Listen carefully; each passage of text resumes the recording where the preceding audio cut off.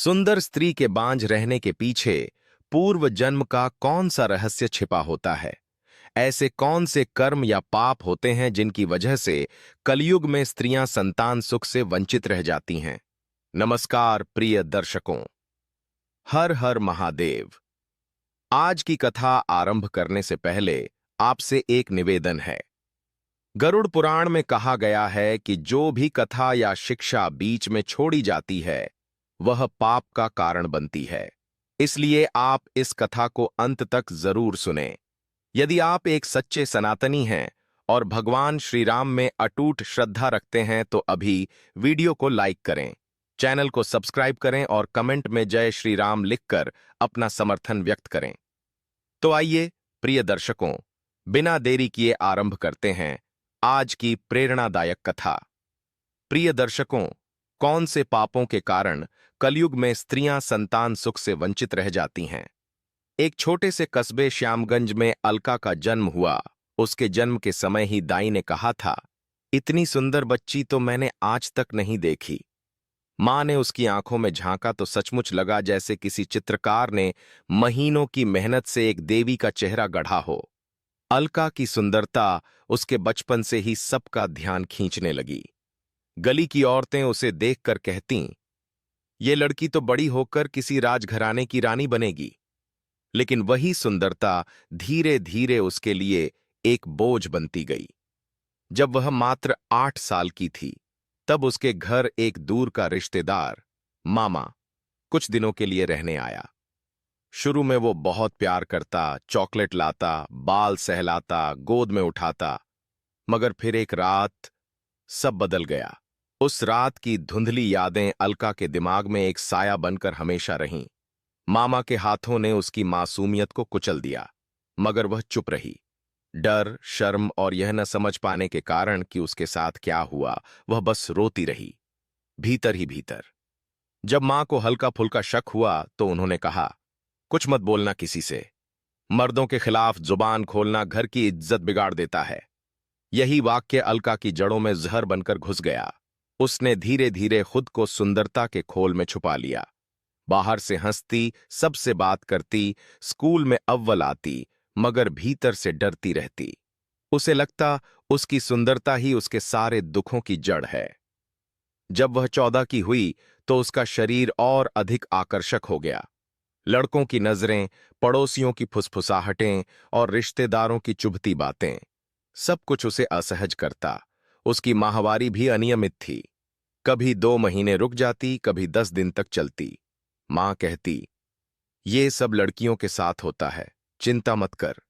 मगर अलका जानती थी कि उसके शरीर में कुछ तो है जो सामान्य नहीं है। वर्ष की उम्र में एक रात उसने सपना देखा। एक औरत जो आधी जल चुकी थी, सिर पर लाल साड़ी डाले उसके पास आई और बोली, जिस रूप पर तू इतरा रही है उसी रूप में तेरा श्राप छुपा है। मां बनने की चाह रखती है तो पहले अपने भीतर के जख्म को भर। अलका घबरा गई। वह सपना महीनों तक दोहराया गया। उसे लगने लगा कि वह किसी श्राप की शिकार है, मगर कैसे? 21 की उम्र में अलका की शादी राजीव से हुई, जो एक सॉफ्टवेयर इंजीनियर, पढ़ा लिखा, सुलझा हुआ लड़का। शादी के शुरुआती दिन बहुत अच्छे रहे, मगर जैसे जैसे समय बीतता गया उनकी गोद सूनी ही रही। पहले साल तो दोनों ने मजाक में टाल दिया, अभी तो जिंदगी शुरू हुई है। दूसरे साल डॉक्टर से जांच करवाई गई, सभी रिपोर्ट्स नॉर्मल आईं। तीसरे साल समाज का दबाव बढ़ने लगा, इतनी सुंदर बहू लेकिन बच्चा नहीं। राजीव ने कभी ताना नहीं मारा, लेकिन उसकी मां ने साफ कहा, बहू बांझ है, ये उसी का दोष है। हमारे खानदान में तो सबके 4-4 बच्चे हैं। अलका ने सब कुछ किया, डॉक्टर, आयुर्वेद, होम्योपैथी, यहां तक कि एक बाबा से भी ताबीज लिया। हर महीने की उम्मीद टूटती, हर माहवारी एक नई हार बनकर आती। उसका आत्मविश्वास डगमगाने लगा। उसे फिर से वह सपनों वाली जली औरत दिखने लगी। एक दिन डॉक्टर ने अलका से कहा, हमें कुछ अजीब बातें दिख रही हैं। आपकी एंडोमेट्रियम लाइनिंग हर बार समय से पहले झड़ जाती है। यह आमतौर पर ट्रॉमा के कारण होता है, यानी कि शारीरिक या मानसिक आघात। डॉक्टर की यह बात सुनकर अलका अंदर तक हिल गई। उसे मामा की याद आई, मां की चुप्पी याद आई, वह सब कुछ जो उसने दफना दिया था। डॉक्टर की बातों ने अलका को अतीत की गहराई में धकेल दिया।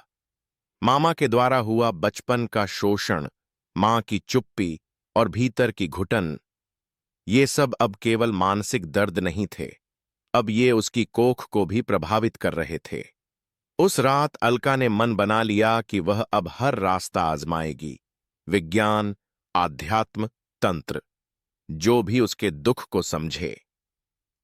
अगले दिन वह बनारस के पास एक पुराने मंदिर पहुंची, जहां कहा जाता था कि वहां की देवी शीतला माता और उनके पुजारी तांत्रिक देव बाबा स्त्री रोगों और संतान से जुड़ी हर बाधा का हल जानते हैं। अलका वहां पहुंची तो भीड़ थी, मगर जैसे ही तांत्रिक ने उसे देखा, वह एकदम से गंभीर हो गया। उसने पूछा, तू आई है अपने प्रश्न लेकर या अपने श्राप से मुक्ति के लिए? अलका चौंकी। आप कैसे जानते हैं? देव बाबा ने उसकी आंखों में देखा। तेरे चेहरे पर देवी का तेज है, पर उसी तेज में तुझ पर लगा श्राप भी है। तू रूपवती है और यही तेरी परीक्षा है। बाबा ने कहा, कुछ कन्याएं पूर्व जन्म में तपस्विनियां होती हैं, जो सुंदरता का त्याग कर ब्रह्मचर्य और साधना में जीवन बिताती हैं, मगर कभी कभी उनके मन में संसारिक इच्छा जागती है, सुंदर बनने की, पूजित होने की। ऐसी स्त्रियां अगले जन्म में अपार सौंदर्य लेकर जन्मती हैं, मगर उनके गर्भद्वार पर देवी की छाया होती है। ये कहलाता है देवी दोष।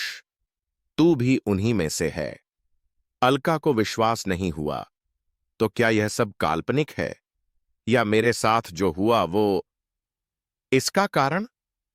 बाबा बोले, बचपन में जो तुझ पर बीता वो तेरे पुराने कर्मों का फल नहीं था, बल्कि ये वर्तमान जन्म के देवी दोष के कारण हुआ, जिससे पुरुषों की वासना तुझे आकर्षित करती है, मगर संतान सुख तुझसे दूर रहता है।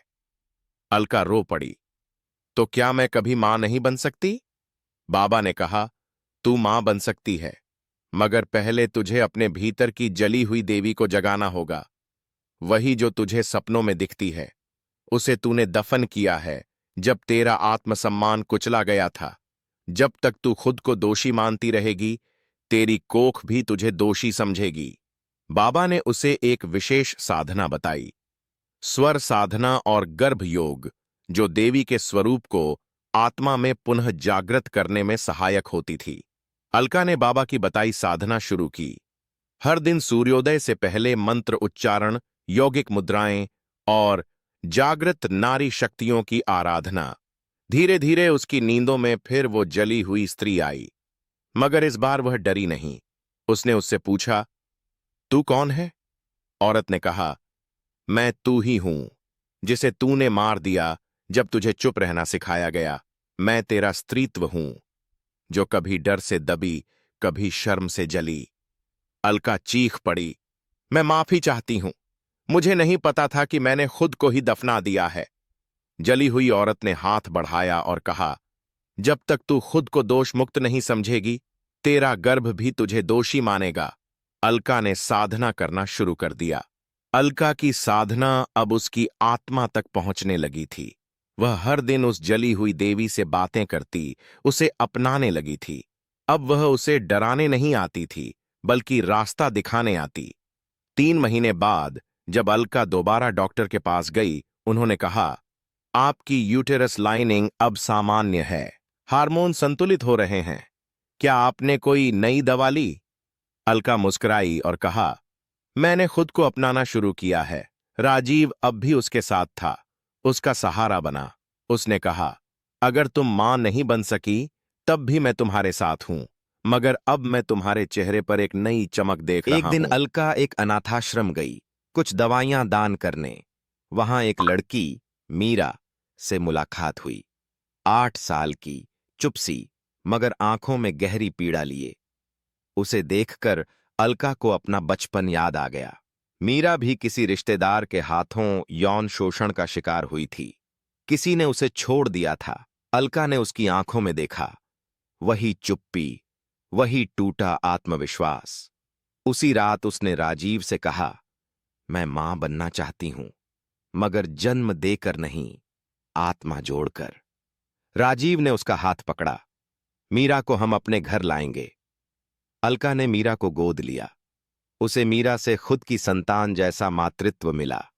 उसकी कोख ने भले जन्म ना दिया हो, मगर उसके हृदय ने एक बेटी को जीवन दिया।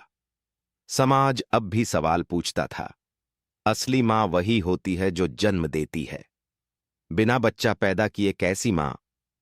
अलका ने अब जवाब देना सीख लिया था। उसने कहा, एक बच्चा कोख से नहीं, सबसे पहले एक स्त्री की आत्मा से जन्म लेता है।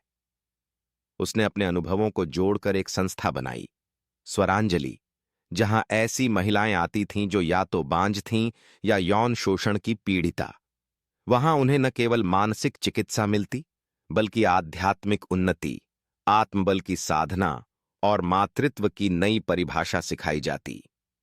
मीरा अब 12 साल की हो चुकी थी, पढ़ाई में तेज, बोलने में निडर।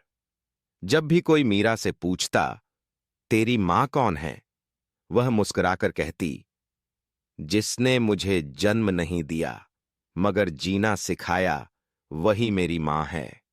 अलका की आंखों में फिर एक रात वही सपना आया।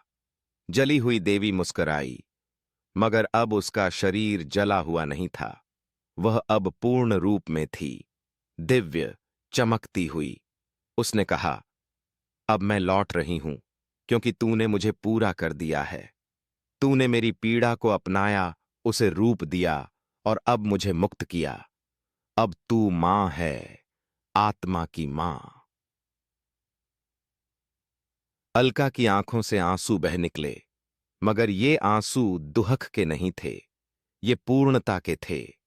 कहानी का निष्कर्ष, सुंदरता को समाज ने हमेशा एक स्त्री की पहचान माना है, लेकिन अलका की कहानी बताती है कि सुंदरता एक परीक्षा हो सकती है और मातृत्व सिर्फ कोख तक सीमित नहीं होता। जो स्त्रियां सुंदर हैं, वे अक्सर अनजाने में पुरुष वासना का शिकार बनती हैं। जो स्त्रियां बांझ होती हैं, वे केवल जैविक विफलता नहीं, अक्सर मानसिक, सामाजिक और आत्मिक जख्मों की शिकार होती हैं। और जो स्त्रियां इन दोनों से जूझती हैं, वे देवी बनती हैं, अगर वे अपने भीतर की देवी को पहचान लें। अलका ने अपने रूप को श्राप नहीं, दायित्व माना। उसने मातृत्व को जन्म देने से आगे बढ़ाकर जीवन देने का माध्यम बनाया। दर्शकों, आपको हमारी आज की ये वीडियो पसंद आई हो तो कमेंट बॉक्स में अपनी राय जरूर दे, क्योंकि आपका समर्थन ही हमें प्रेरणा देता है। चलिए फिर मिलते हैं एक नई वीडियो के साथ।